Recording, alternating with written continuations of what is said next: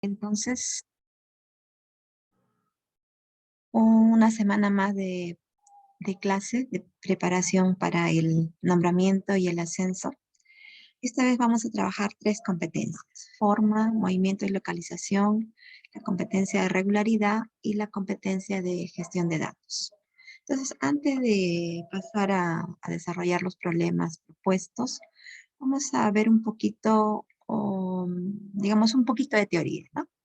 Eh, en esta parte de lo que es el pensamiento geométrico, cuando nos dicen resuelve problemas de forma, movimiento y localización, nosotros tenemos que ver que esa es la competencia 26, según nuestro currículum. Y lo que nosotros trabajamos allí es básicamente el desarrollo del pensamiento geométrico, ¿no? Entonces nosotros queremos aquí que el estudiante pues se oriente, describa la posición y el movimiento de objetos y de sí mismo en el espacio, visualizando, interpretando y relacionando las características de objetos con formas geométricas bidimensionales y tridimensionales. Lo que dice nuestro currículum, nosotros tenemos que ir haciéndolo aterrizar en la parte, digamos, de la didáctica. Entonces, allí nosotros tenemos que ver, por ejemplo, he traído esta partecita, ¿no? Un extracto de que antiguamente, pues, los libros más leídos, dice, eran la Biblia y los elementos de Euclides. Eso, eh, ¿por qué? Porque con lo de Euclides, muchas personas aprendieron a leer y escribir, dice. Y con los elementos de Euclides, quizás ha sido el libro que ha sido la de mayor influencia, ¿no? Y fuente de inspiración para grandes matemáticos. Y con ese libro se enseñaba a razonar.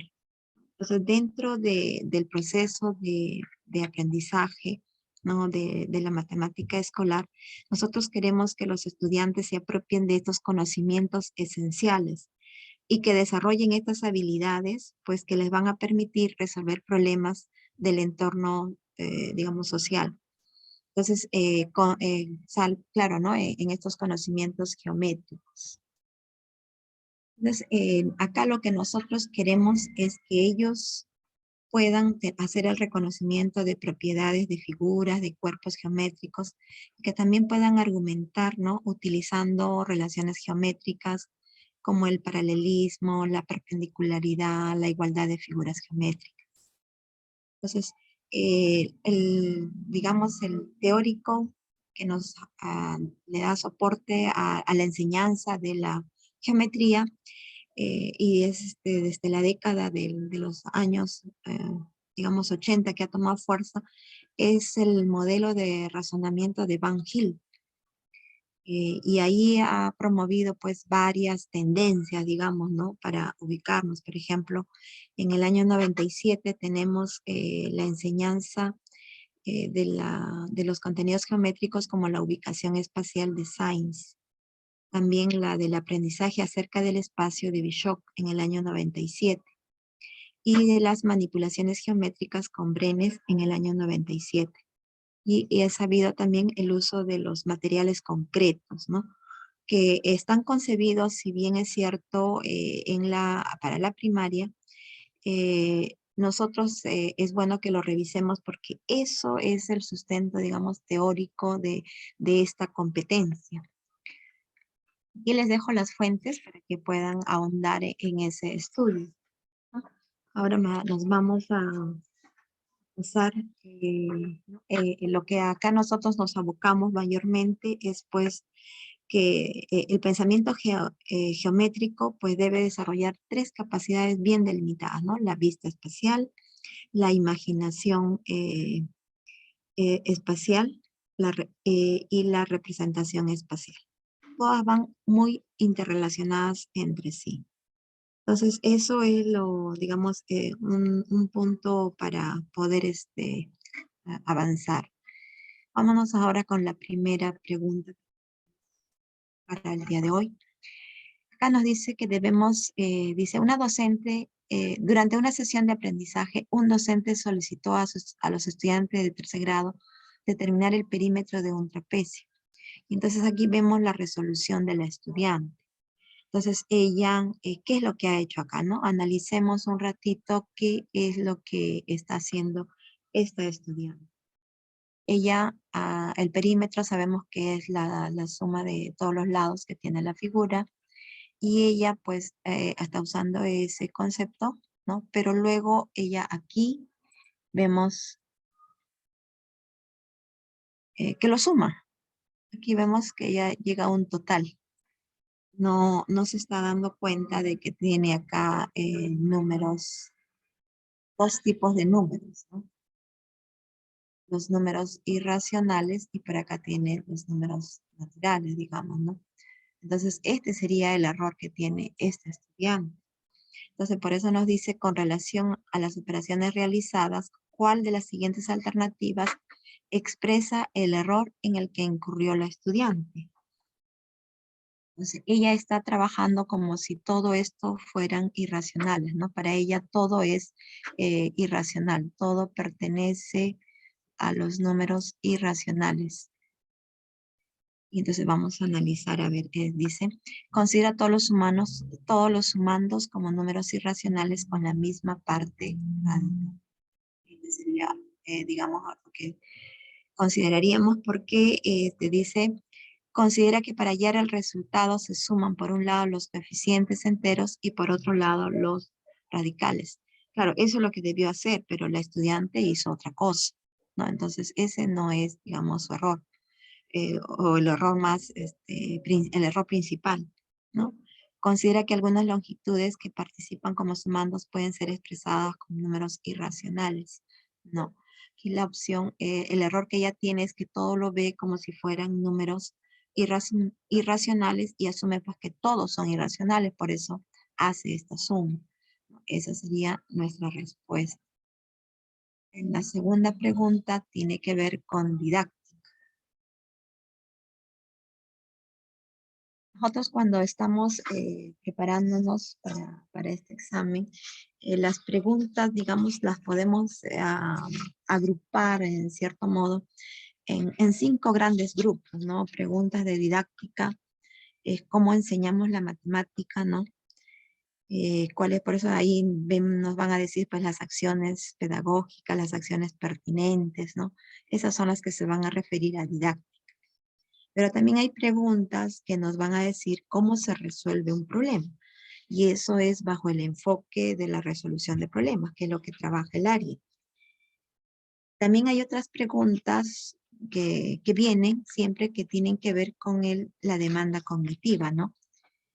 Es el nivel de exigencia que tiene la tarea, que puede ser alta o baja. Y hay otro grupo de preguntas, pues, que se van a la especialidad, que son netamente disciplinar. Entonces, estas preguntas son propias del área, ¿no? De lo que estamos nosotros, propias de secundaria, propias del área de matemáticas. Y estas preguntas vienen por competencia. Entonces, de la competencia de cantidad pueden venir una. De regularidad quizás venga una o dos. De forma también una o dos. Pero de donde va a venir y para desarrollar es de gestión de datos. O sea, ahí siempre vienen 2 hasta 3 preguntas para desarrollar y siempre lo abocan a lo que es probabilidad condicional o medidas de posición. Entonces, por allí va. Y el último grupo tiene que ver con la parte de evaluación, retroalimentación, que tiene que ver con la parte, ¿no? Cómo estamos manejando la competencia, las capacidades, los desempeños, ¿no? Tiene que ver con la parte de lo que está en el currículum.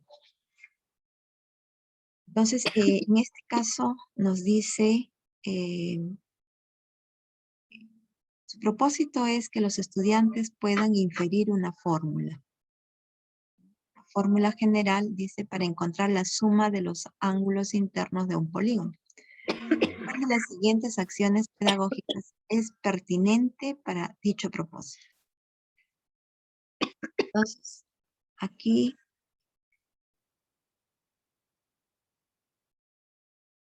Muy bien. Ajá. A ver, ¿cómo es? Entonces, la primera opción nos dice, allá vamos a entregarle polígonos elaborados con cartulina y de diferentes números de lado.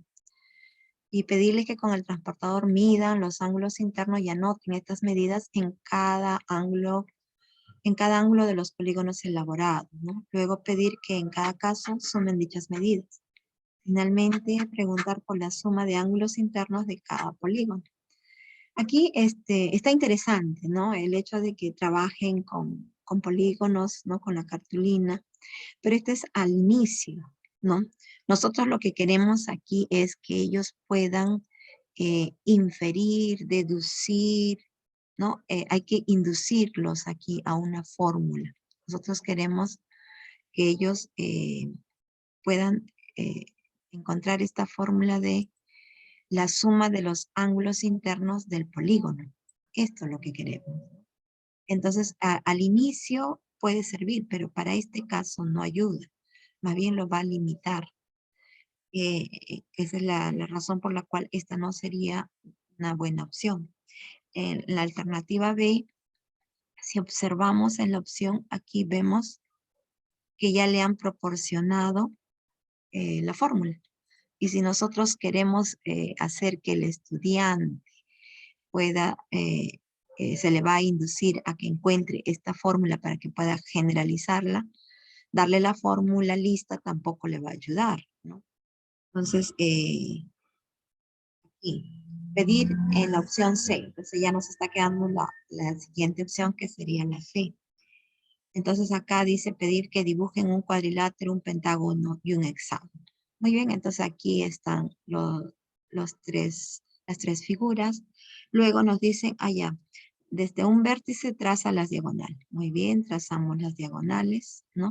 En cada uno de esos polígonos. Luego dice, cuenta ahora, dice, ¿no? La cantidad de triángulos que se han formado, ¿no? Aquí vemos que se han formado 2 triángulos, ¿no? Aquí vemos que se han formado 3 triángulos y aquí vemos que se han formado 4 triángulos, ¿no? Luego les dice, ¿qué relación puedes establecer entre los lados que tiene este polígono y la cantidad de triángulos que se han formado, ¿no? Aquí mi polígono tiene 4 lados y entonces, ¿qué relación se da con los 2 triángulos que he formado, ¿no? Este polígono tiene 5 lados. ¿Y qué relación se está dando, no? Aquí que he encontrado 3 triángulos. Este otro tiene 6 lados. ¿Y por qué me ha salido a mí 4 triángulos, no? Él tiene que buscar una relación. Y también la suma de los ángulos internos que resulta en cada caso, ¿no?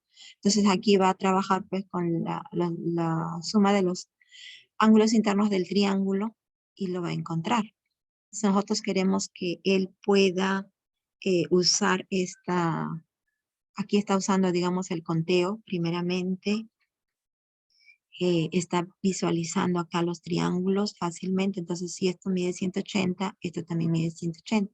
Entonces, rápidamente puede encontrar la suma de los ángulos internos. El relacionar los lados de este polígono con la cantidad de triángulos le va a permitir a él que pueda generalizar, ¿no? Porque va a asociar el área de este triángulo, ¿no? Y el conteo de esos triángulos en cada una de las figuras. Por eso esta es la mejor opción que nos da, en este caso, la pregunta 2. Vamos a la pregunta 3. En la pregunta 3 dice, con el propósito de que los estudiantes resuelvan problemas que involucran el cálculo de áreas de figuras irregulares, este es el propósito que nos está pidiendo, que encuentren el área de figuras irregulares. Nos da esta figura que es un hexágono, nos dice es una unidad. Y acá nos dice, bueno, acá dice un estudiante presentó la siguiente resolución. Vemos que el estudiante, ¿qué es lo que ha hecho el estudiante? Pues, ¿no? Él ha trazado una línea y ha encontrado el área del triángulo y dice allá, el área de la figura es tan, ¿no? Entonces, obviamente, aquí hay un error porque él piensa que esto es colineal, que esto está en una línea, ¿no? Al trazar esta diagonal, para él se está formando un triángulo y por eso es que está usando la fórmula, que está calculando el área. Entonces nosotros tendríamos que probar pues que estos puntos A, B y E son colineales, ¿no? Él lo ha visto así, digamos, ¿no? Y entonces, este es un triángulo, dice, ¿no? Y ahí lo trabaja. Entonces, graso error que tiene nuestro estudiante. Entonces nosotros dice, bueno, acá qué es lo que tenemos que hacer con él. Dice, ¿cuál de las siguientes alternativas expresa el error en el que incurre el estudiante? ¿No? Dice, considera una fórmula que no corresponde al cálculo de áreas de triángulo. Más bien ese no es tanto el problema porque él conoce la fórmula. Acá nos estamos dando cuenta, ¿no? Que él ha podido encontrar y aplicarlo bien. O sea, ese no es el problema. Él conoce la fórmula, lo ha usado bien, pero él se ha basado pues en que tiene dos triángulos, digamos, ¿no? Está en creer que tiene triángulos y asumido que esos puntos en cuestión pues son colineales. Ese, digamos, es podría ser, ¿no? Digamos, parte del error, ¿no? Considerar una fórmula que no corresponde, no, ese no es. Definitivamente, esta no. Esta no nos ayuda. A ver, que lo que estamos buscando es el error en el que incurre. Dice. Considerar que al descomponer el hexágono en dos polígonos, 4 de los vértices del hexágono son colineales. Ese es el error. Él cree que este de acá es colineal. Por eso es que está formando sus triángulos, ¿no? Él asume que esos puntos son colineales. Y eso pues no se ha probado, ¿no? Entonces, si lo vemos nosotros, más pareciera que fueran cuadriláteros, ¿no? ¿Eh? Entonces, de allí parte el error. Entonces, eso es, digamos, lo que está considerando nuestro estudiante. Dice considerar como base de un polígono segmentos verticales cuando deberían ser horizontales y como altura segmentos horizontales cuando... No, eso no tiene que ver con el problema, ¿no? Entonces, Quería que pero ya ha entrado.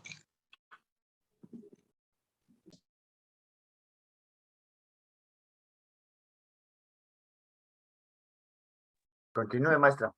sí, ya. Entonces, la opción sería la opción B. Vamos, ahora vamos a problemas de regularidad, equivalencia y cambio.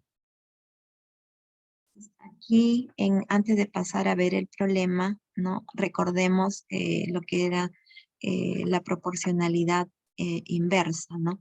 Dice, dos variables A y B son inversamente proporcionales si y solo si las variables A y 1 sobre B son directamente proporcionales. Es decir, que existe un K mayor que 0, A es igual a K y 1 sobre B es igual a K sobre B.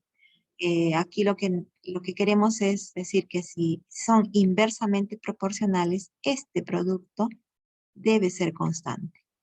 Esa es la condición para que sean inversamente proporcionales. Eso es lo que nosotros tenemos que trabajar con esa definición. No, nosotros nos hemos quedado en esta parte, ¿no? Que si uno de ellos aumenta, los otros valores disminuyen, ¿no? Y recíprocamente, pero esta es la condición. Bien, acá dice, en esta pregunta nos dice que la docente tiene como propósito que los estudiantes comprendan la noción de proporcionalidad inversa. Y les está presentando una situación ideal, referida al desplazamiento de un ciclista que con velocidad constante recorre una distancia de 200 kilómetros para ir de la ciudad A hacia la ciudad B. ¿Cuál de las siguientes acciones pedagógicas es pertinente al logro de este propósito? Entonces, para que se pueda trabajar esto de la noción de proporcional e inversa, nos quedamos con este concepto, con esta definición. Siempre hay que buscar el producto constante. Dice, solicitarles que propongan valores referidos a la velocidad constante del ciclista y a partir de estos que determinen el tiempo que emplearía en recorrer los 200 kilómetros. Luego pedirles que registren dichos valores en una tabla y que infieran la característica común que tienen los productos de cada par de valores, ¿no? Entonces aquí vemos que la velocidad es constante y el tiempo en recorrer, estas son las magnitudes que están interviniendo, ¿no? Entonces acá la distancia y el tiempo, entre la distancia y el tiempo hay una relación inversa. Entonces dice la condición fundamental de la proporcionalidad, pues es eso, ¿no? La idea del producto constante. Entonces aquí tenemos una buena opción. Esta es una buena opción. Vamos a ver. En la segunda dice, solicitarles que hallen la distancia que recorrería el ciclista durante hora y media, ¿no? A una velocidad constante de 30 kilómetros, así como la distancia que recorrería durante 3 horas. Entonces aquí vemos con esta misma velocidad, dice, ¿no? Que hagan el registro del tiempo, las distancias y que comparen. Pero acá nos está mostrando, digamos, 2 casos particulares, ¿no? De hora y media y de 3 horas. Pero en general esto debe darse para cualquier valor. Entonces, con 2 casos particulares no nos va a ayudar a encontrar, pues, lo que nos está pidiendo, ¿no? Nos dice que comprendan esta noción de proporcionalidad. Entonces, esta ya la podemos ir descartando. Solicitarle que diseñen un esquema que represente el trayecto de A hacia B, ¿no? Que señalen 4 puntos, de modo que estos sean consecutivos, ¿no? Y que entre punto y punto haya una distancia de 40 kilómetros. Luego pedirles que para cada punto señalado registren las distancias tanto hacia A como hacia B. Y que expliquen qué sucede con la suma de las distancias. Bueno, esto ya está haciendo otra cosa diferente. Entonces, por eso nos está quedando como opción la alternativa A. Esa sería nuestra respuesta. 5. Tenemos 3 amigos, ¿no? Daniel, Eduardo y Felipe. Tienen vehículos con las mismas características, a excepción, ¿no? En lo que es el consumo de combustible. Ellos siempre viajan por la misma carretera. Bueno, los amigos ahora quieren ellos comparar la cantidad de combustible que sus vehículos consumen. Y para eso tenemos este gráfico, ¿no? Aquí vemos pues que en el eje Y está la cantidad de galones, en el eje X va a estar la distancia que están recorriendo y podemos ubicar pues lo que representa a Felipe, a Eduardo y a Daniel. Dice, ¿cuál de las siguientes afirmaciones es correcta? Entonces, vamos a analizar en las alternativas y vamos a también analizar en el gráfico. O sea, tenemos que hacer una lectura y tenemos que comparar, pues, el combustible por galón y la distancia recorrida, ¿no?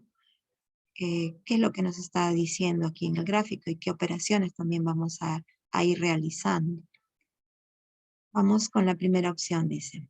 Cuando todos recorren exactamente 200 kilómetros, el auto del Eduardo menos combustible. Vamos a leer el gráfico. Aquí tenemos 200 kilómetros. Así que observamos. En 200 kilómetros observamos que Daniel y Felipe, vemos aquí Daniel, la línea pespunteada, también a Felipe, la línea más oscura. Ellos han consumido algo de 3 galones y un poquito más.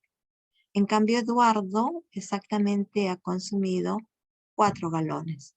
Por lo tanto, esta opción es falso, ¿no?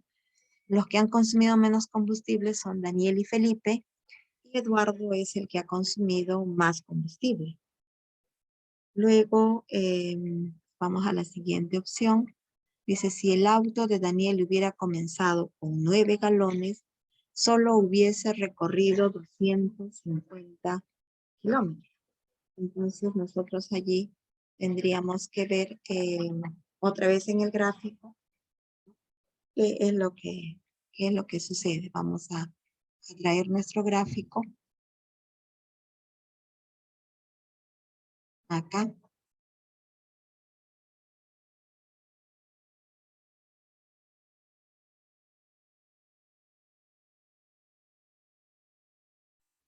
¿Qué es lo que estamos viendo, no? Nos están hablando de Daniel, ¿no? Respecto, dice Daniel, si el auto de Daniel hubiera comenzado con 9 galones, solo hubiese recorrido, dice. Entonces, eso es lo que vamos a probar nosotros, ¿ya? Vamos a probar eso. Entonces, ¿qué tenemos? Nosotros tenemos en Daniel, él ha empezado con 10 galones, ¿no? Y ha consumido, pues, 300, ha recorrido una distancia de 300. Lo que acá nosotros vamos a ver es la velocidad de cambio. Para ver la velocidad de cambio, nosotros vamos a encontrar la variación que hay, tanto en el eje X como en el eje Y. Esta variación de cambio es lo que nosotros tenemos que encontrarla para poder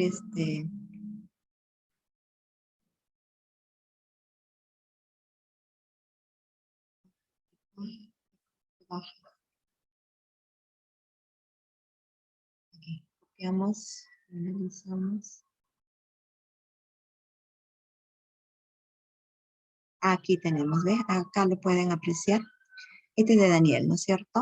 Y entonces aquí lo que nosotros queremos hacer es la variación. La variación que vamos a encontrar respecto a la cantidad de galones, ¿no? Entonces, él está empezando con 10 galones y va a terminar con 0. Entonces, esto va a ser 10. Va a ser 10. Cuanto a la variación en el eje X, él está empezando en 0, ¿no? Y termina aquí en los 300 kilómetros. A las 8:30.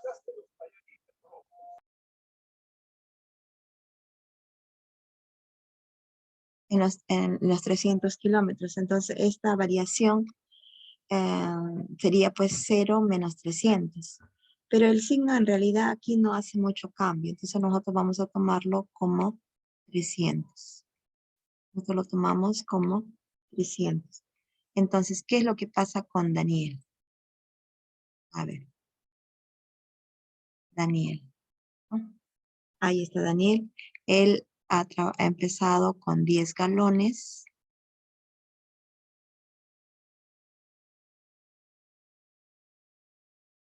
Y con esto le ha permitido a él recorrer los 300 kilómetros. Aquí podemos simplificar y encontraríamos que un galón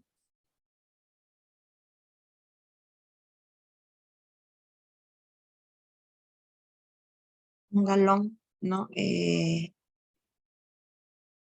alcanza para 30 kilómetros. Entonces nos dice que si él hubiera comenzado con 9, con 9. Entonces nosotros aquí lo multiplicamos por 9. Lo multiplicamos por 9. Y tendríamos acá 9 galones. Y acá tendríamos 270 kilómetros. Con esto ya podemos responder la pregunta. Porque nos dice que si el auto de Daniel hubiera comenzado con 9 galones, ¿no? Solo hubiese recorrido 250 kilómetros. Y acá nosotros hemos encontrado esta velocidad de cambio, ¿no? Y esto no es cierto. Entonces, esto es falso. Ya hemos descartado la primera opción. Estamos descartando la segunda opción. Entonces, aquí estamos viendo que si él mantiene esta velocidad, ¿no? A 1 galón por 30 kilómetros, él ha recorrido los 270. En la tercera opción.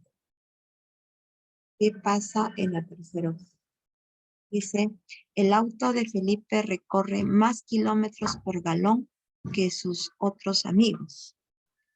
Entonces acá nos están pidiendo lo que es el rendimiento, ¿no? Tenemos que ver aquí, vamos a encontrar el rendimiento de los kilómetros por galón. De los kilómetros por galón para cada amigo. Para cada uno de ellos tenemos que encontrar este rendimiento, ¿no? Ya habíamos estado trabajando con Daniel. De 10 galones a 300 kilómetros, ¿no? Su rendimiento sería pues 30 kilómetros por galón. Nos falta encontrar ahora para Eduardo y para Felipe. ¿Qué es lo que vemos en Eduardo? Eduardo está iniciando con 8 galones y eso le va a alcanzar para 400 kilómetros, ¿no? 8 galones.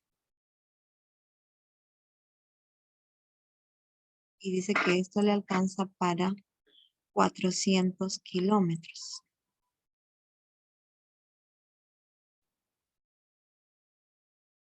Simplificando, ¿no?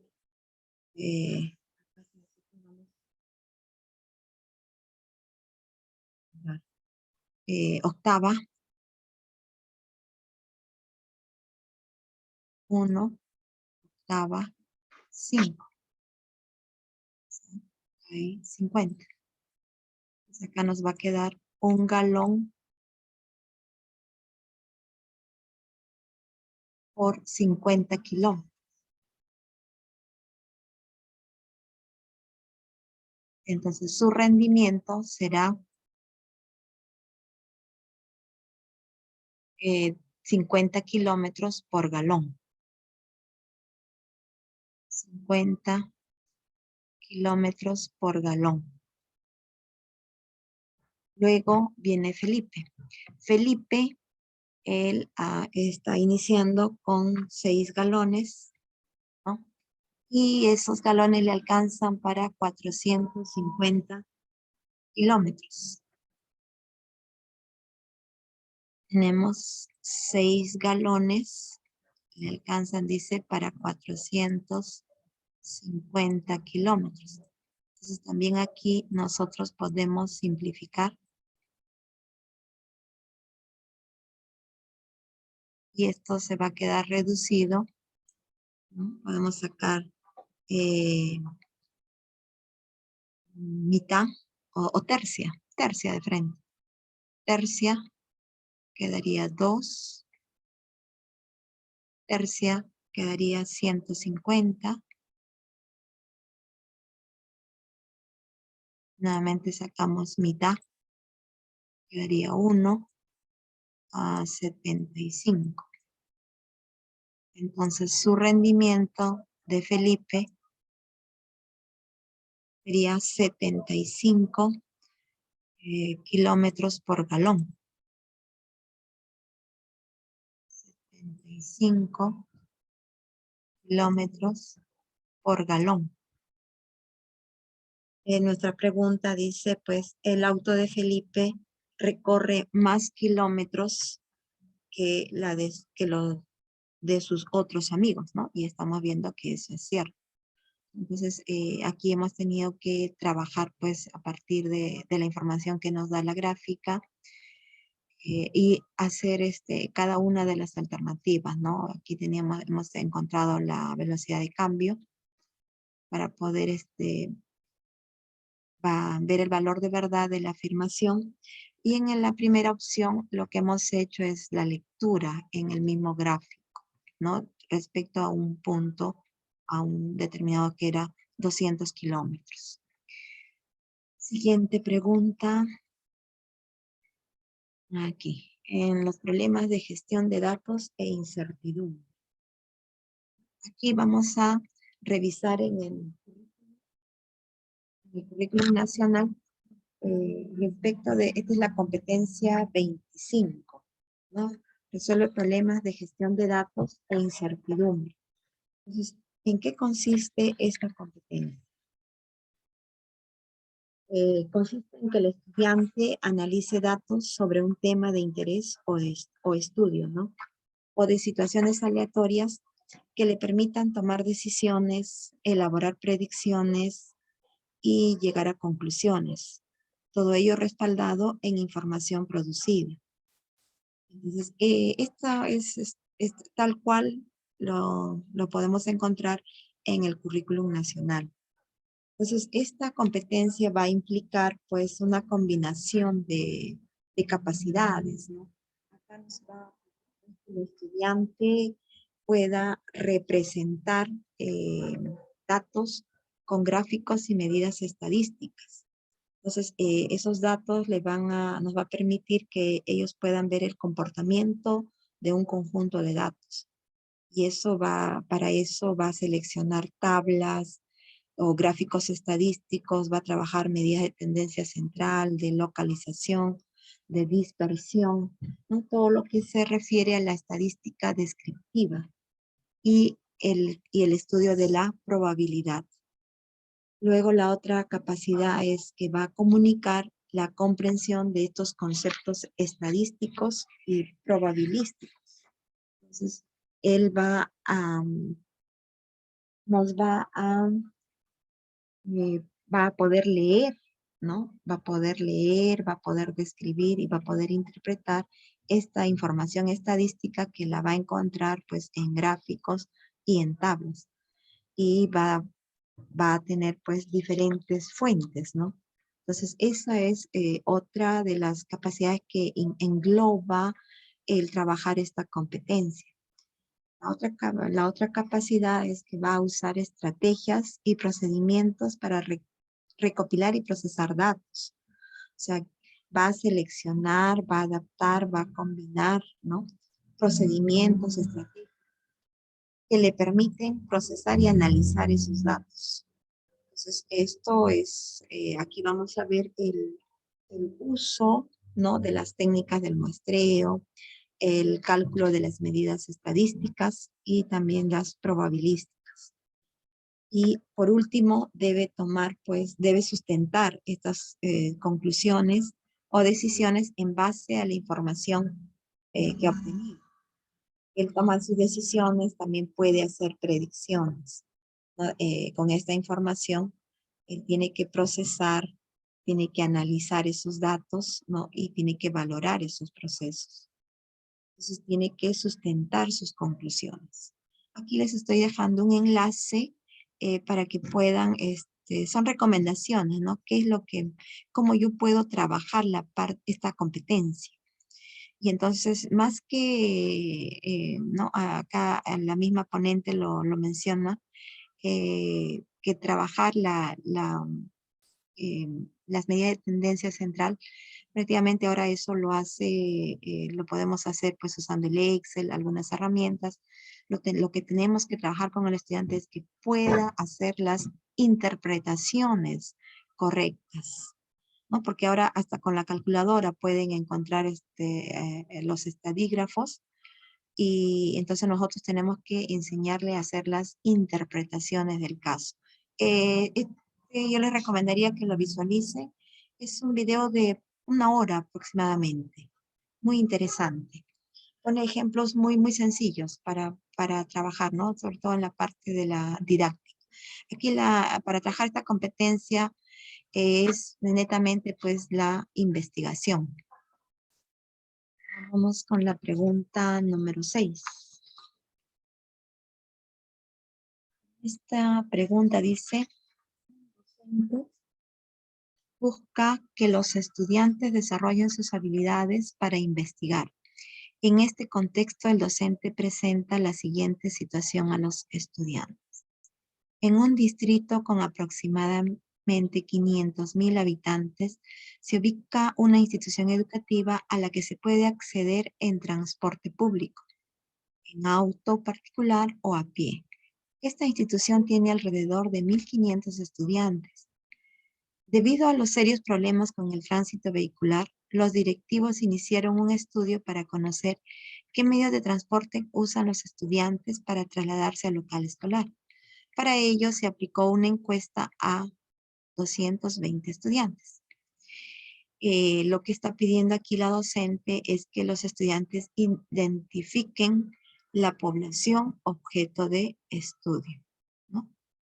Y acá tenemos pues las 3 respuestas, ¿no? La respuesta de Luis, que para Luis dice es el total de habitantes que hay en el distrito.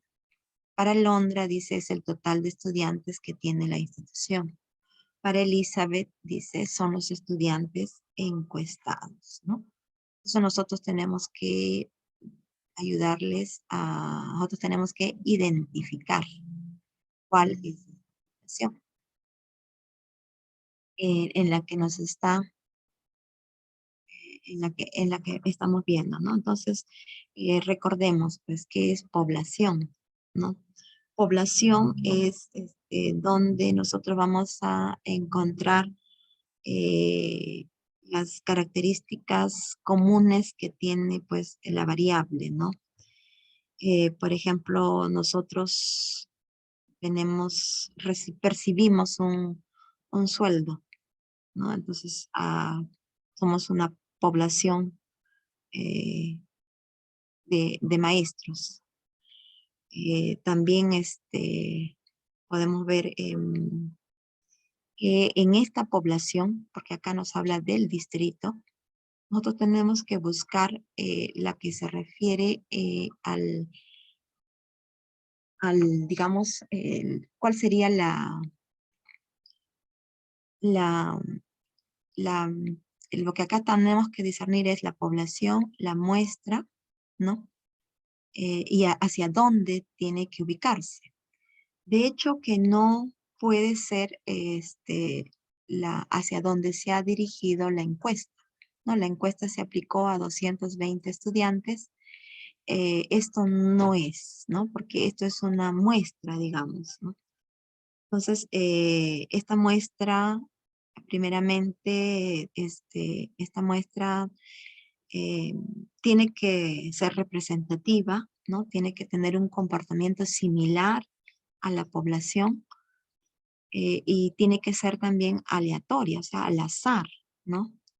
Entonces, pero acá no estamos hablando de muestra, aquí estamos hablando de población.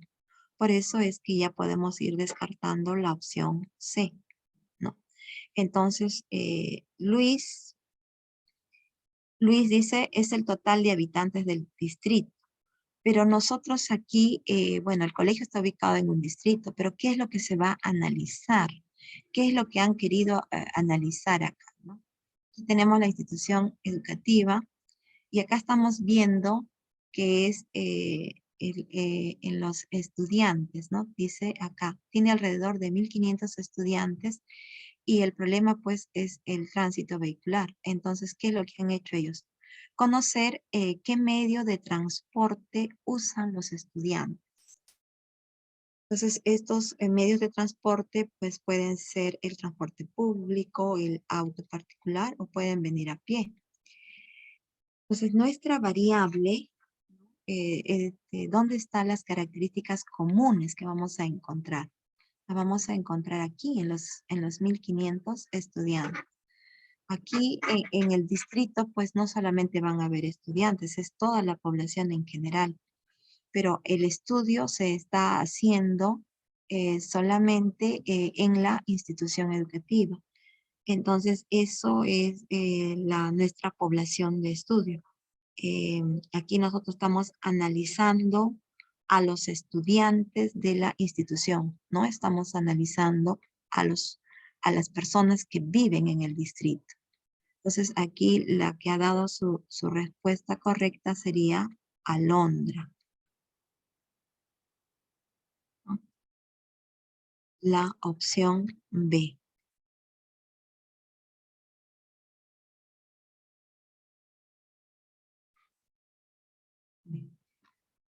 Siguiente pregunta, dice 7. Con el propósito de promover la interpretación de la probabilidad de un suceso, un docente propuso el siguiente problema a los estudiantes. Muchos jóvenes desean estudiar una carrera universitaria en una universidad pública. Una investigación reportó que la probabilidad de ingreso a cierta universidad pública el año anterior fue de 0,4. De otra parte, para este año se proyecta que la probabilidad de ingresar a esa universidad disminuiría en 15 puntos porcentuales respecto de la probabilidad del año anterior. Determinar la probabilidad de ingreso para este año, ¿no? Entonces acá tenemos 3 estudiantes, ofrecen sus respuestas. ¿Quién expresa una respuesta correcta acerca de la probabilidad de ingreso en este año? Y tenemos a Augusto, que dice 15 de cada 40 postulantes, a María, que dice 3 de cada 20 postulantes, y Lucía, que dice 1 de cada 4 postulantes. Entonces, para poder trabajar esta opción, tendríamos que desarrollar aquí. Tendríamos que trabajar acá. ¿Cuál es lo que vamos a analizar?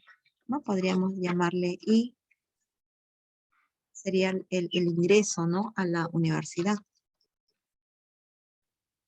El ingreso a la universidad. Y entonces, ¿cuál es la probabilidad que nos están diciendo? ¿Cuál es la probabilidad para este ingreso, ¿no? A la universidad? Que dice a cierta universidad pública fue de 0,4. Nos dicen que esto fue 0,4. Entonces nosotros lo escribimos como, lo vamos a escribir, aquí es la importancia de escribir los 3 lenguajes, ¿no? Lo puedes escribir directamente como fracción, ¿no? 4 décimas o directamente lo puedo poner como porcentaje. Vamos a poner como porcentaje. Entonces, este año, ¿qué cosa dice? Este año me dice que es que van a disminuir, dice, en 15 puntos porcentuales respecto del año anterior. Entonces, si esta era la probabilidad de este año, ¿no? El 40%, bueno, el año pasado, esto fue la probabilidad del año anterior. Aquí. Esto es del año anterior. ¿Y qué va a pasar este año? Este año me dice, este año se proyecta que la probabilidad de ingreso a la universidad va a disminuir 15 puntos porcentuales. Entonces, vamos a encontrar esta probabilidad, ¿no? Para este año. El ingreso a la universidad, vamos a decir, vamos a llamarle, pues, un evento prima, ¿no? Entonces, si era 40%, dice que va a disminuir un 15 puntos porcentuales. Va a disminuir 15 puntos porcentuales. Entonces, esto nos va a dejar en 25%. Y esto, este 25%, entonces esto es igual a decir pues 25 sobre 100. Y yo todavía podríamos reducirlo y esto sería pues 1 sobre 4. Entonces aquí se requiere pues hacer las equivalencias, ¿no? De fracciones con decimales y con los porcentajes. Entonces aquí ya podemos darnos cuenta quién es el que está diciendo la respuesta correcta. Esto es Lucía, ¿no? Dice 1 de cada 4 postulantes. Entonces la opción sería la opción C. La opción C. Siguiente pregunta.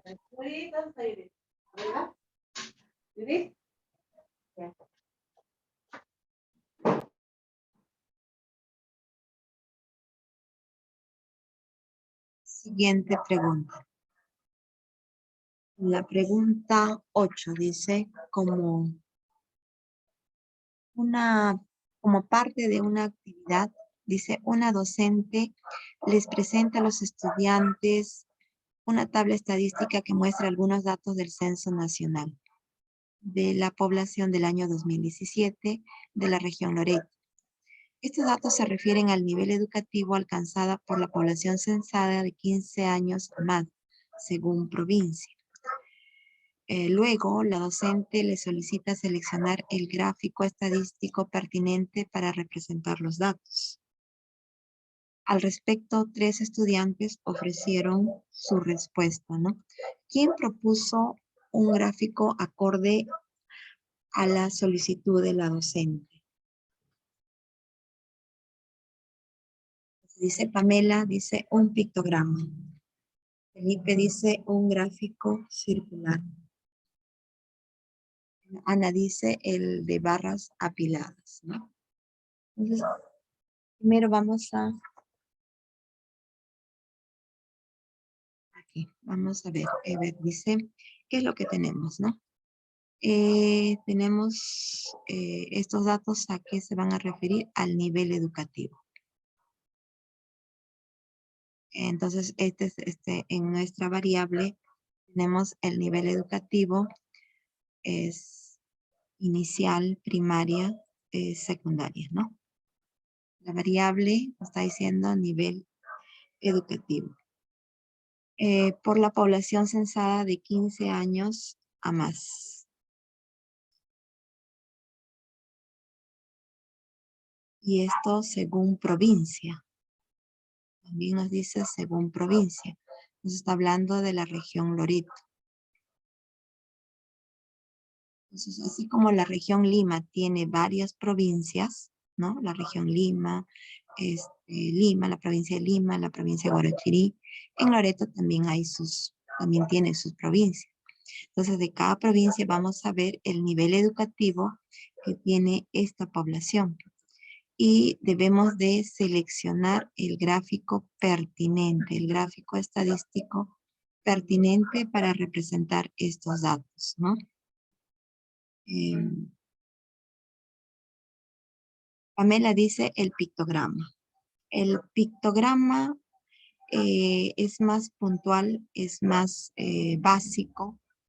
No nos estaríamos, no nos serviría para representar. Por ejemplo, nosotros acá cuando nos dice nivel educativo,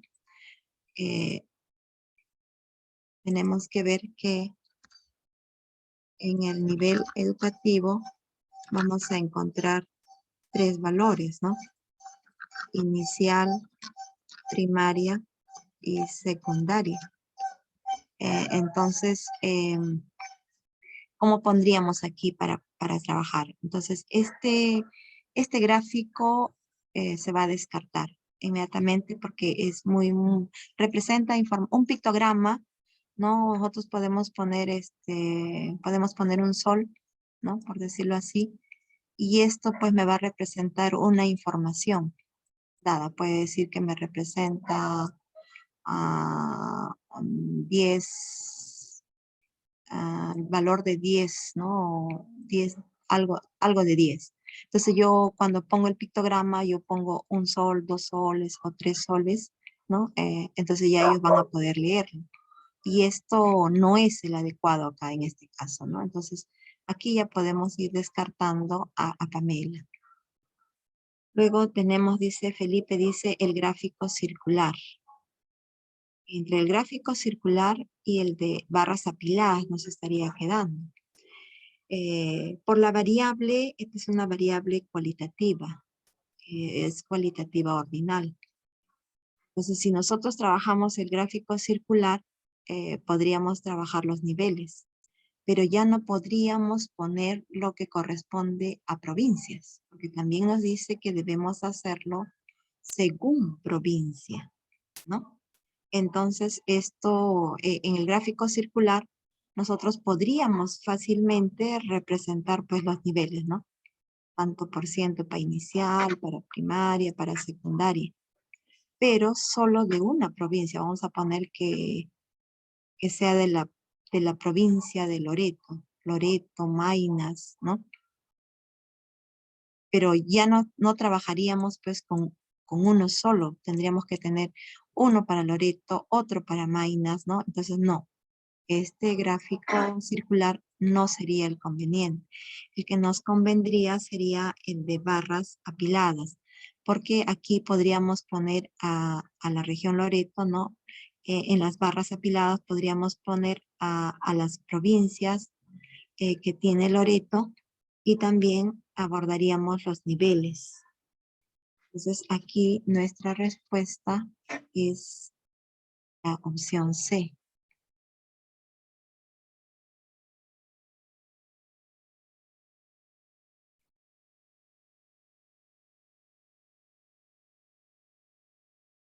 Ujú, la C, muy bien, Dani Miller. Ajá, la C. Sergio, muy bien. 9. Vamos a la pregunta 9. Dice, vamos a bajar.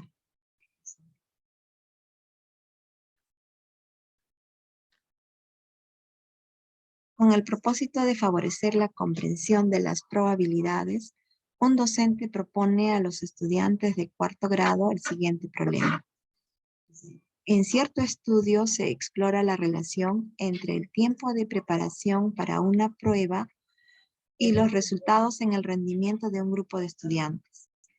La siguiente tabla registra los resultados en una prueba aplicada a un grupo de estudiantes.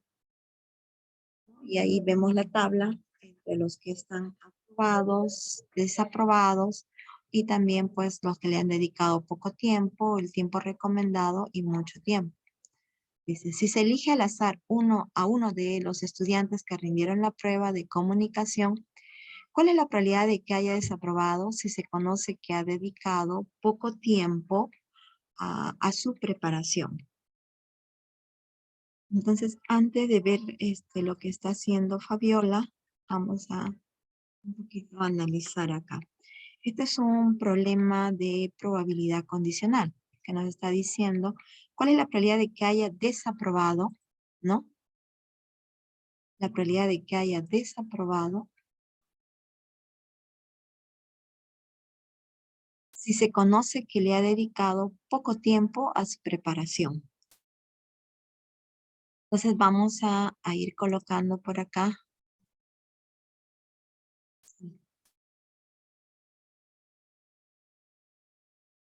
A ver, vamos a completar necesitamos los totales para poder encontrar esta probabilidad.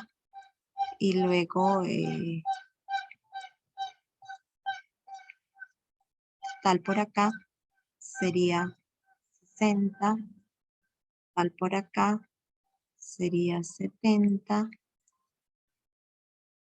tal por acá sería 35. Por acá también los totales, ¿no? Estamos siempre en esta parte de la probabilidad debemos de usar los esquemas, los diagramas, ¿no?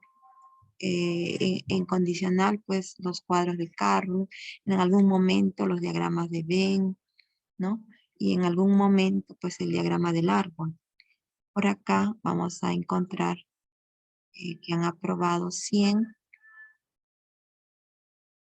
y por acá han aprobado 65, ¿no? Un total de 165. Y nosotros vamos a fijar ahora nuestros eventos.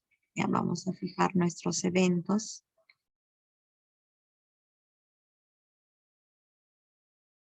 Vamos a decir que el primer evento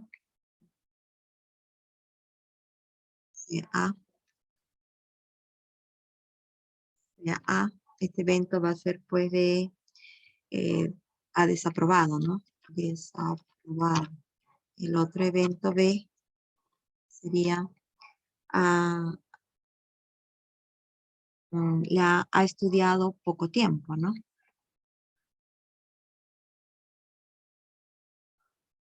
Entonces sería ha estudiado poco tiempo. Ha estudiado poco tiempo. Entonces nuestra probabilidad, acá vamos a usar esto, dice, ¿cuál es la probabilidad de que nuestro estudiante ha desaprobado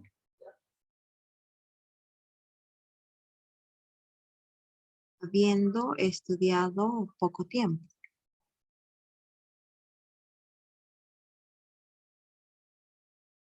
Entonces, por definición de probabilidad condicional, nosotros vamos a buscar la intersección de estas dos probabilidades. A intersectado con B sobre la probabilidad de B. Donde B son los que han estudiado poco tiempo, ¿no? Entonces veamos, para eso nos vamos a ir, a ver, dice, la probabilidad de que ha desaprobado y ha desaprobado, ¿no? Y ha estudiado poco tiempo. Y ha estudiado poco tiempo. Entonces aquí está, ha desaprobado y ha estudiado poco tiempo, ¿no? Esto es respecto del total. Aquí está el total.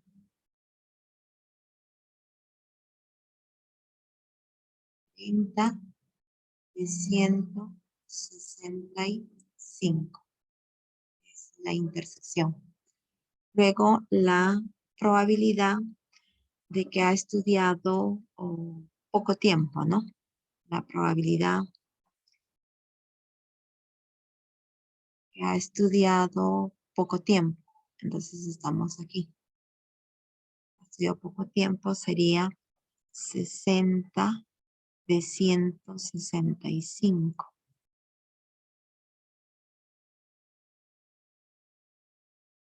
Entonces esto sería 40 por 165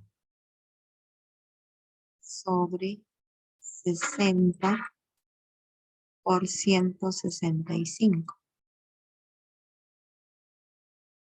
Lo que nos quedaría aquí, se va, mitad, 2, mitad, 3. Nos estaría quedando 2 tercios. 2 tercios. Ahora vamos a ver, esto es, digamos, desarrollándolo nosotros, ¿no? Nosotros como docentes. Ahora vamos a ver, dice Fabiola, una estudiante presentó el siguiente procedimiento. Y dice la probabilidad, la cantidad de casos favorables, la cantidad de casos posibles. Ella ha tomado 40 sobre 60 igual a 2/3. Está llegando a la misma respuesta que nosotros. Respecto de la cantidad de casos posibles utilizado en el procedimiento de Fabiola, ¿por qué es correcto este valor? ¿No? Esta respuesta en este caso ha salido igual que la nuestra. Entonces, ¿qué es lo que ha ocurrido? Dice, porque se corresponde con la cantidad total de estudiantes que desaprobó. No, la cantidad total de estudiantes que desaprobaron es 65. Entonces, esto no, porque se corresponde con la cantidad total de estudiantes que dedicó poco tiempo a su preparación. Corresponde con la cantidad de estudiantes que dedicó poco tiempo a su preparación. Ella lo ha mirado aquí, ¿no? Ya, esa podría ser. Porque se corresponde con la cantidad de estudiantes que desaprobó y que dedicó poco tiempo a su preparación. Eso sería 40, nada más. O sea, aquí la respuesta sería 40.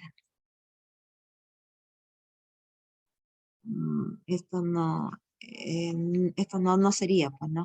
Eh, no lo está mirando. Acá sí, con la cantidad total de estudiantes que dedicó poco tiempo a su preparación. Entonces, esta sería la respuesta de esta señorita. Estamos viendo, ¿no? Ella solamente trabaja aquí, ¿no? 40 de 60. Ha desaprobado y ha tomado el poco tiempo. Por eso es que se corresponde con esta alternativa. Vamos, aquí sería la opción B. Siguiente. Dice, una docente tiene como propósito que los estudiantes de segundo grado afiancen su comprensión de la probabilidad de un suceso. Por ello ha planteado la siguiente situación. Dice, aquí vemos, dice, una persona va registrando, ¿no? Si los veraneantes que llegan a una playa son varones o mujeres. Se conoce que la probabilidad de que llegue un varón es un medio. Cierto día se hizo el registro de las primeras 6 personas que ingresaron a la playa. Y pues ha puesto V a cada varón y M a cada mujer. ¿Cuál de los siguientes sucesos tiene mayor probabilidad de aparecer en este registro? ¿Ambos son igualmente probables o no se puede saber? ¿No? Tenemos el suceso A y tenemos el suceso B. Un estudiante respondió que el suceso A tiene mayor probabilidad de aparecer en el registro. ¿Cuál de las siguientes alternativas expresa el error que se evidencia en su respuesta? Considera la comparación entre los casos favorables del suceso A y del suceso B. Considera la aparente simplicidad del ordenamiento entre varones y mujeres que presenta el suceso A partir de su experiencia personal. O considera que el suceso A tiene una composición de cantidad de varones y de mujeres similar a la población de veraneantes que llega a la población. Entonces, a ver, vamos a analizar acá. ¿Qué es lo que estamos viendo en el suceso A? Si nosotros vemos en el suceso A, observamos de que hay 3 varones, ¿no? Y hay 3 mujeres. Y en el suceso B, es menos probable pues que salga, que haya una mujer, ¿no? Uno de 6, un sexto.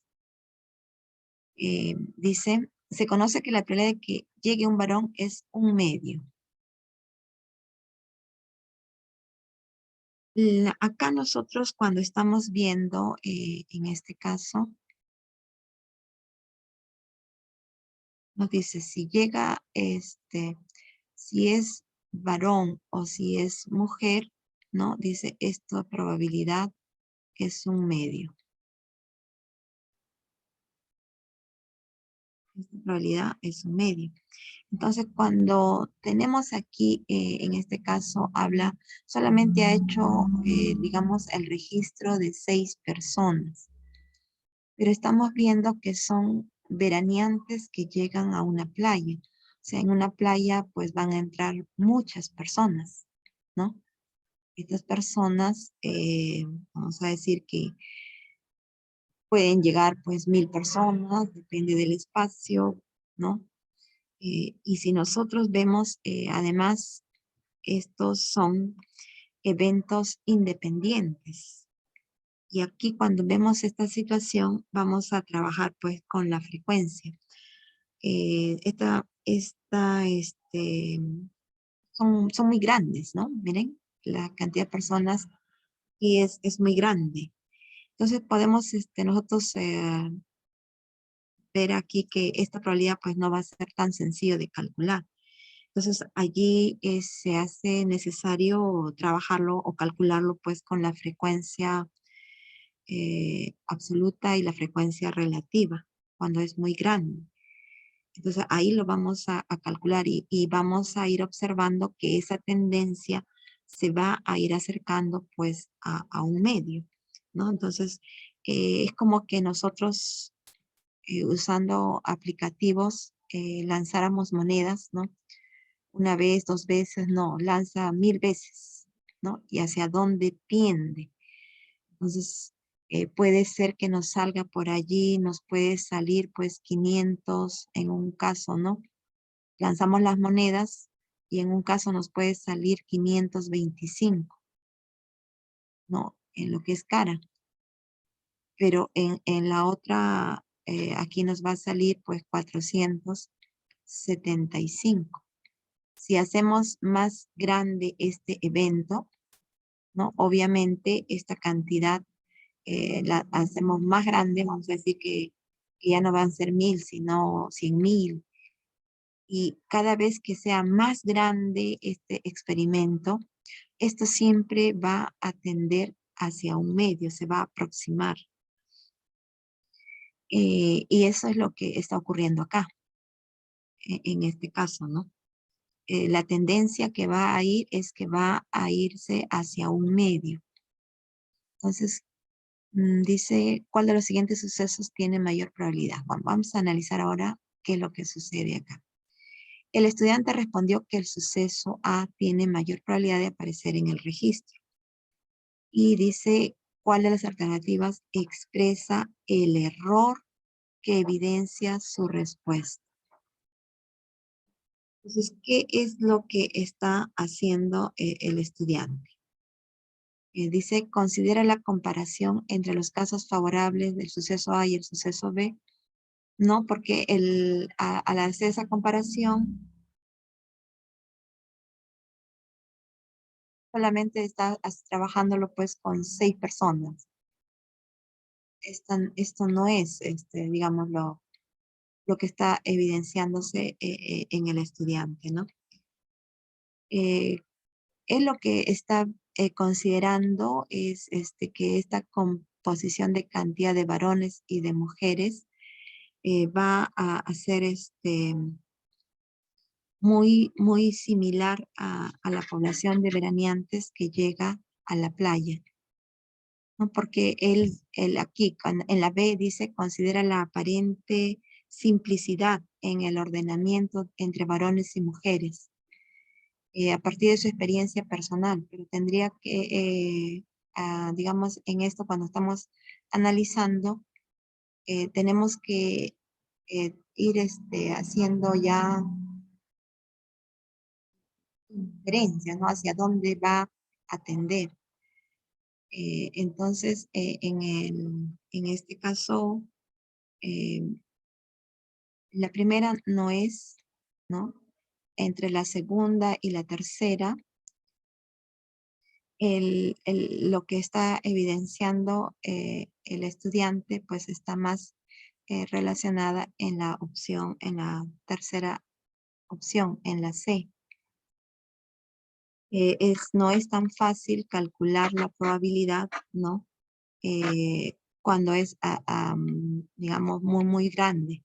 Y entonces él simplemente lo está manejando pues con la cantidad de personas que están llegando a la playa, ¿no? Ahí está, digamos, el error que está cometiendo el estudiante. Vamos a la siguiente opción. 11. Dice, una docente presenta una actividad que involucra una situación en la que se indica la cantidad de minutos que empleó cada estudiante de quinto grado para desarrollar una prueba escrita. Como parte de la actividad, ella solicita que determinen el tercer cuartil, el cual corresponde al valor de tiempo que delimita los valores de la cuarta parte de los estudiantes que emplearon más tiempo en desarrollar su prueba. Durante el monitoreo, la docente se percata que uno de los estudiantes, al determinar el tercer cuartil, omite ordenar previamente los datos. La docente busca brindar retroalimentación al estudiante de modo que reflexione sobre su error. ¿Cuál de los siguientes es más pertinente para ello, ¿no? Entonces, aquí en esta pregunta estamos trabajando lo que es ya nos está hablando de cuartiles, ¿no? El tercer cuartil. También nos está hablando aquí, ¿no? Dice que ha omitido ordenar previamente los datos. Entonces, los cuartiles, los deciles, ¿no? Los quintiles son estadígrafos de posición. Entonces nos van a dividir la información en partes iguales y nos van a permitir hacer pues un análisis, ¿no? Entonces, en los perceptiles vamos a dividir este conjunto de datos en 100 partes porcentualmente iguales, ¿no? Y nosotros tenemos, dice, dado este percentil K, el porcentaje de los datos son menores o iguales al... Aquí cuando hacemos la lectura vamos a ver los que están debajo de este percentil o los que están sobre este percentil, superiores a este, ¿no? Tenemos también los cuartiles. Los cuartiles lo vamos a dividir el conjunto de datos en 4 partes iguales, ¿no? Entonces, eso quiere decir que cada una de las partes es el 25%. El segundo cuartil va a coincidir con la mediana. Y en los deciles, nosotros vamos a dividir un conjunto de datos en 10 partes porcentualmente iguales. Entonces, esto es lo que nosotros tenemos que tener en cuenta, ¿no? Acá nos dice, digamos, la parte teórica. A ver, ¿qué es lo que nosotros tenemos aquí? ¿No? Nosotros nos dice, como parte de la actividad, ella solicita que determinen el tercer cuartil, ¿ya? Entonces nosotros vamos a dibujar, ¿no? Tenemos aquí este conjunto de datos, ¿no? Aquí tenemos el conjunto de datos, son cuartiles, lo vamos a dividir en 4 partes iguales. 4 partes iguales. Y aquí vamos a ubicar pues al quintil 1, ¿no? Al quintil 1, al quintil 2. Este quintil 2 va a coincidir con la mediana. Y aquí tenemos al quintil 3. El quintil 3. Entonces, ¿qué nos dicen? Como parte de la actividad, ella solicita que determinen el tercer cuartil. Entonces, deben estar ubicándose aquí, ¿no? Aquí nos dice. Y aquí debemos de nosotros hacer la lectura correspondiente. Entonces, cada uno me estaba representando el 25%. Entonces, este tercer cuartil me representa el 75%. Entonces, aquí, ¿qué más me dice? Pero dice que la estudiante, para determinar esto, no lo ha ordenado. Se le tiene que brindar. Entonces, nosotros eh, tenemos que, una de las, acá le he puesto, ¿no? Cuando nosotros queremos encontrar este le he puesto, nosotros tenemos que ordenar primeramente, eso es lo primero, ¿no? Y de allí ya vamos buscando. Entonces, ese es el error que tiene la estudiante, ¿no? Puede haberlo trabajado, digamos, para representar acá, ya aquí ubicó que de aquí para abajo está ubicando, digamos, el 25%, pero ya tiene un error, ¿no? De aquí para abajo se encuentra el 25% de la población. De aquí para abajo se encuentra, digamos, el 50% de la población, ¿no? ¿Ve? Y aquí tenemos el 75%. Entonces, ahora eh, tiene que hacer, pues, digamos, tenemos que ver qué qué es lo que nos está diciendo en las opciones, ¿no? Acá. Vamos a ir viendo ya las alternativas. En las alternativas, lo que le estamos tratando de brindar es retroalimentación, ¿no? De modo que el estudiante pueda darse cuenta de ese error. Entonces, nosotros estamos trabajando con datos que se han ido recopilando, ¿no?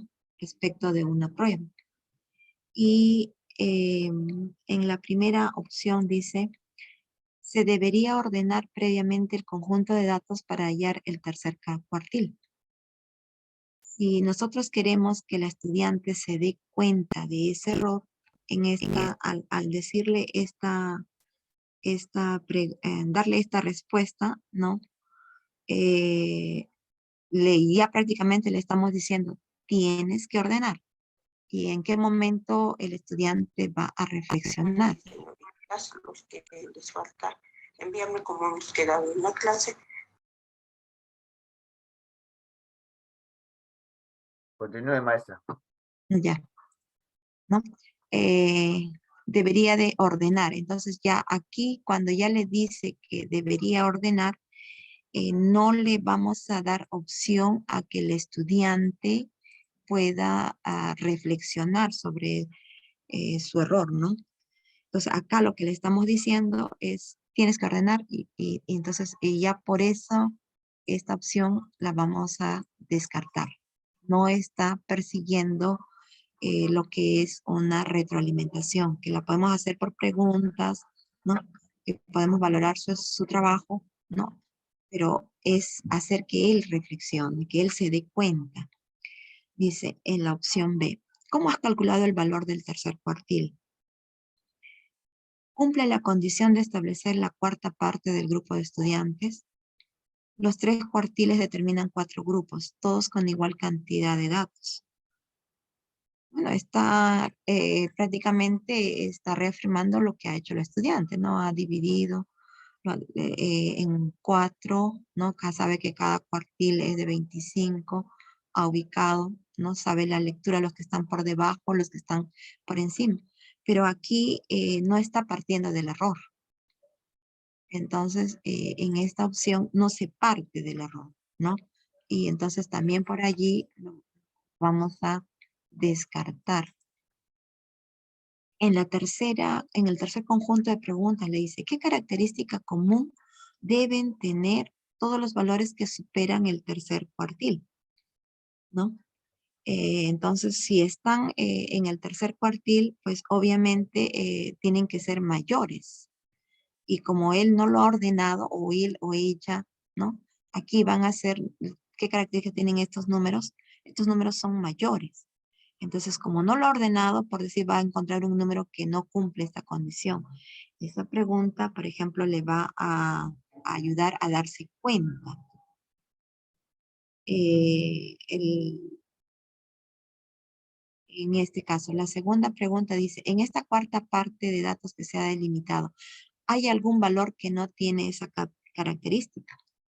Y obviamente va a encontrar pues datos que de repente están en el primer cuartil o que son menores al 25%, ¿no? O que están entre el 25 y el 50%.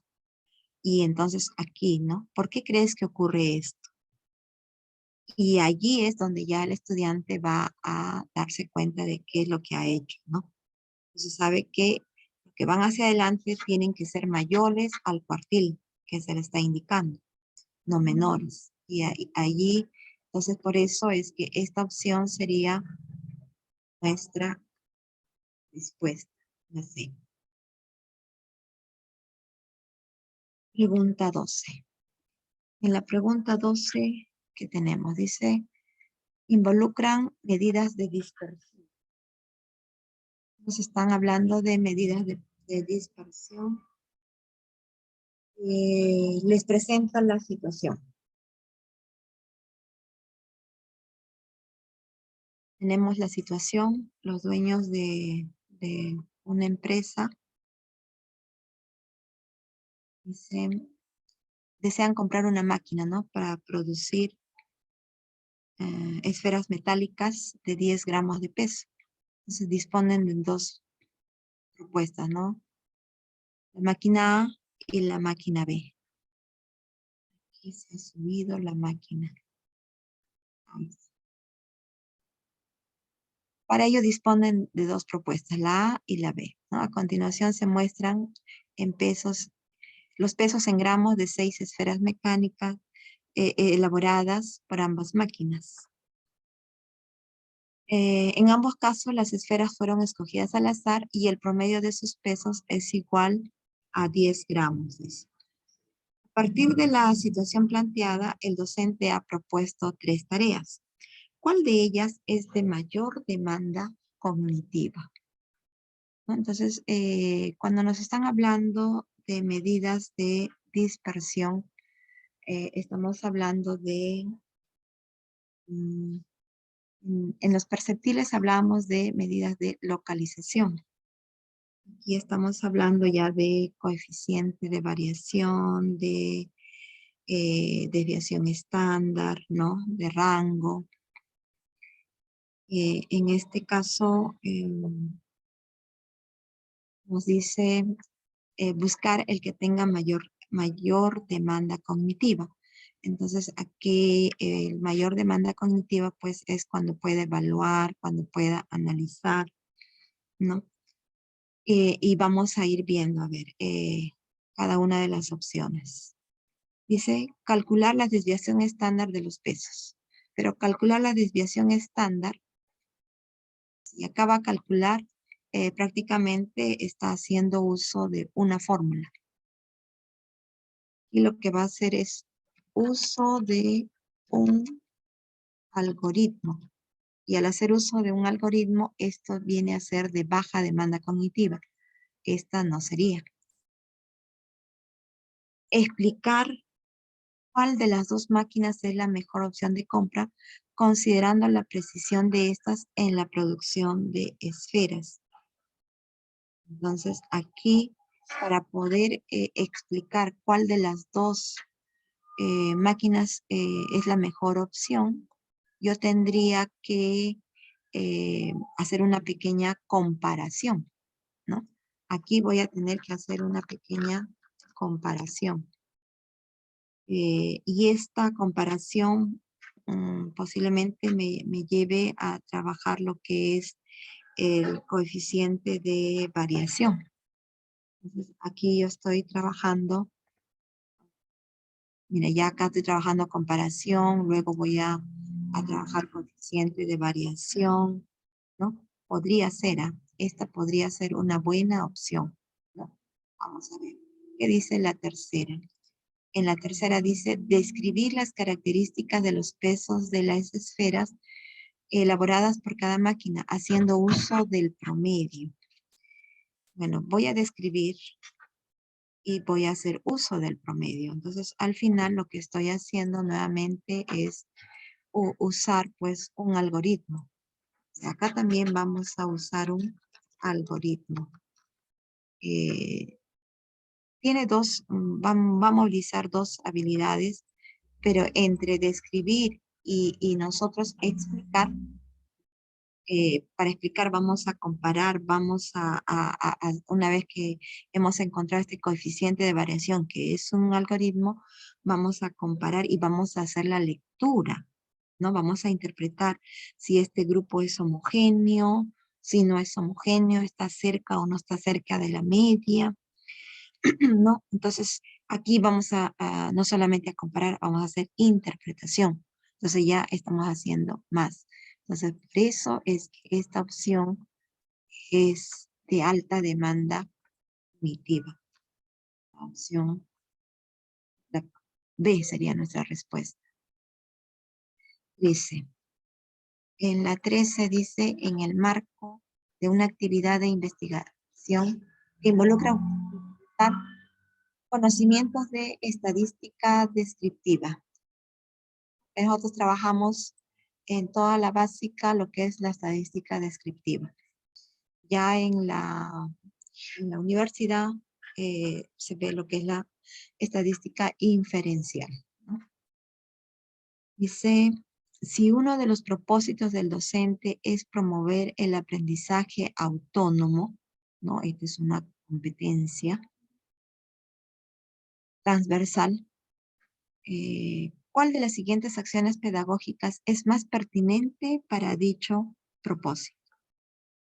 Entonces aquí vamos a ir analizando. Entonces, ¿qué es lo que nosotros queremos? Quiere involucrar conocimientos de estadística, va a hacer equipos de trabajo, ¿no? Y quiere promover el aprendizaje autónomo. Entonces, en el aprendizaje autónomo, primero que es la competencia transversal, y esto también tiene que ver con la metacognición. Además, esto está dentro del perfil del estudiante, ¿no? Que busca la autonomía del estudiante. Y digamos la parte, ¿no? La parte, digamos, que sustenta esta parte. Con lo que vamos a responder, ¿no? Dice acá, plantearles con fines de investigación, ¿no? Que elijan una temática importante para todos los estudiantes de la IE que les permita utilizar tablas y gráficos estadísticos.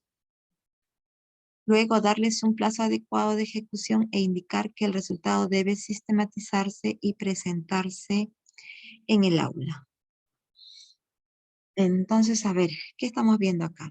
Se les está pidiendo, ¿no? Que elijan una temática donde van a usar tablas y gráficos. O sea, como que ya les estamos mostrando una ruta, ¿no?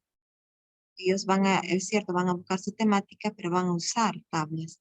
Luego se les da un tiempo y se les está indicando que debe sistematizarse y presentarlo en tabla. Entonces, como que si nosotros le damos ¿no? Elegir una temática, ya, por ahí tienen cierta libertad. Pero ya le estamos diciendo, vas a usar tablas, vas a usar gráficos, ya le estamos, digamos, pauteando un poco, ¿no? Y además le estamos diciendo, vas a sistematizarlo y vas a presentarlo. O sea, como que le estamos dando pistas. Y si nosotros queremos que haya autonomía, pues aquí le estamos cortando las alas un poco, ¿no? A ver, ¿qué dice la segunda opción? Solicitarles que determinen una problemática. Acá un poquito más de libertad tienen. Ellos van a determinar, ellos van a buscar una problemática, ¿no? Que ellos lo consideren importante. Ya, por ahí hay cierta autonomía en ellos. Luego, pedirles que diseñen su instrumento. Miren, ellos tienen que ver con qué instrumento van a recoger. Y bueno, se les va a mejorar el instrumento, lo van a aplicar y bueno, el docente va a monitorear ese procesamiento de datos, ¿no? Entonces, aquí estamos viendo que hay más libertad en el estudiante que en la primera opción. A ver, ¿qué dice la tercera alternativa? Preguntarles mediante una encuesta qué quisieran cambiar en la IE, pero la encuesta ya está elaborada, ¿no? Ya está hecha. Y a partir de los resultados, asignar a cada equipo la problemática. Pero aquí ya el docente ha hecho una intervención, pues él ha elaborado, digamos, la encuesta y ya está, tiene cierto sesgo. Entonces tampoco ha dejado que el estudiante elija, donde él tiene más libertad de acción, es aquí en la opción B. Y ahí estamos haciendo de que él pueda, pues, trabajarlo esto, ¿no? Con mayor libertad. Ese es el fundamento para que esto sea nuestra respuesta. Nos queda todavía una más. La noción de aleatoriedad, 14. Una docente tiene como propósito, ¿no? Promover el desarrollo de la noción de aleatoriedad en los estudiantes de primer grado. Para ello debe promover una actividad inicial que ellos desarrollarán en equipo. ¿Cuál de las siguientes actividades es pertinente para que la docente logre su propósito? Entonces, acá lo que nos están pidiendo es la noción de aleatoriedad, ¿no? Queremos que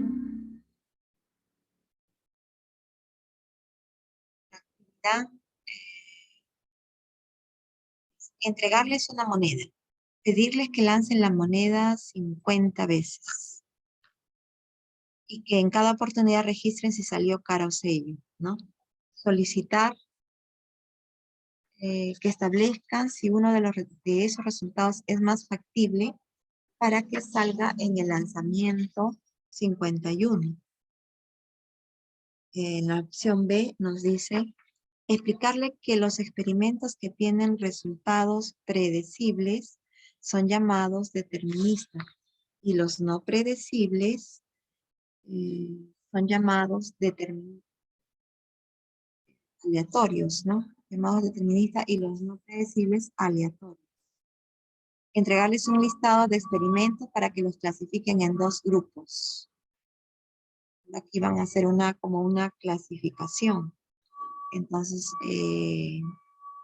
entregarles un dado y una bolsa oscura con tres bolas rojas.